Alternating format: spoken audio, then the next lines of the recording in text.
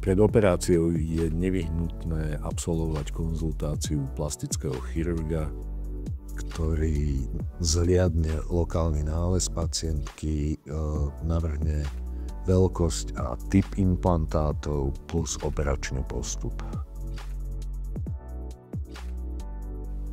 Ako dlho pred operáciou je vhodné absolvovať konzultáciu s plastickým chirurgom?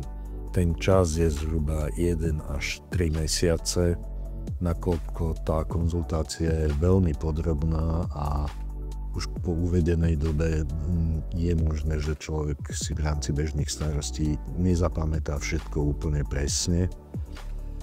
Takže ten čas by nemal byť moc dlhší. Takisto je nevyhnutné mať dostatočný čas na rozmyslenie, či vôbec operáciu absolvovať. Pred návratom domov je vhodné, pokiaľ je zabezpečený chod domácnosti niekým iným, ako je pacientka, nakoľko bolesti po tejto operácii, ktoré trvajú 2-3 dní, sú pomerne intenzívne a pacientka nie je schopná zvládnuť chod domácnosti, včítané starostlivosti o malé deti a podobne.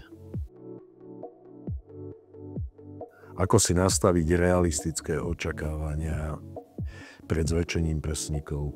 Treba si uvedomiť, že aj výsledok operácie vždy vychádza z toho, čo tam je, to znamená, aký je tvar prsníkov, aká je ich veľkosť, aká je kvalita kože, akú kvalitu má žľaza, aký tvar majú bradavky, dokonca aj aký tvar má hrudník.